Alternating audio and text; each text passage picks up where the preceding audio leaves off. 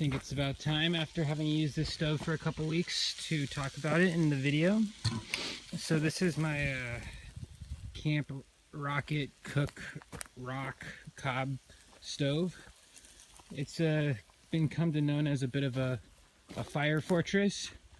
It is a compilation of a bunch of different rocks and cob that all work together to do many different things, actually. Originally, I just wanted to find a bunch of rocks to build a simple cook stove just to work with, but I ended up getting a little bit fancy and added a couple of extensions to this thing. There's a regular old fire pit right there for those community enjoyments. You know, lots of open space there. The actual wood feed is right there, but because of the rock base we had two huge rocks, and there's actually a second air intake in there. So there's a hole down below. You can't really see it, but there's a hole down there that you can actually plug with this this choke rock that kind of fits right in there, and that's just to have the main channel running.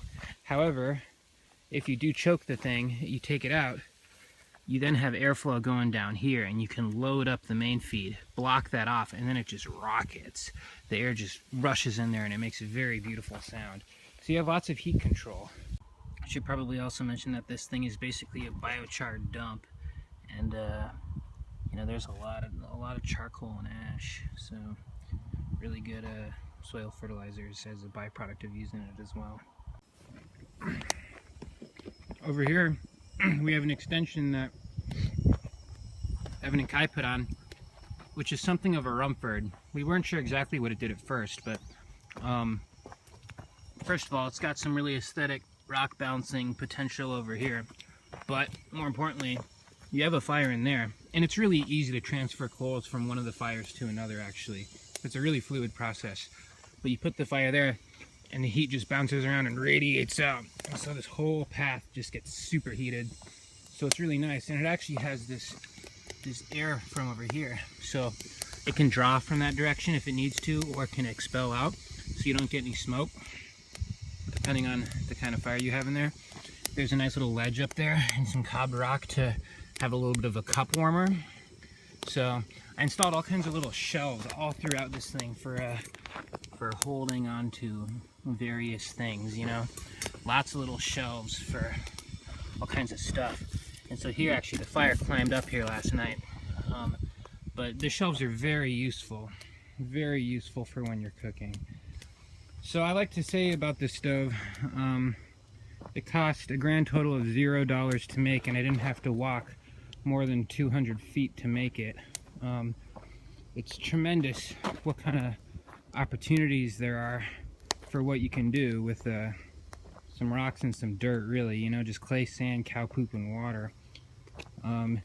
You know, it's really easy to live comfortably out in the woods for cheap if you have a good sense for what you're doing.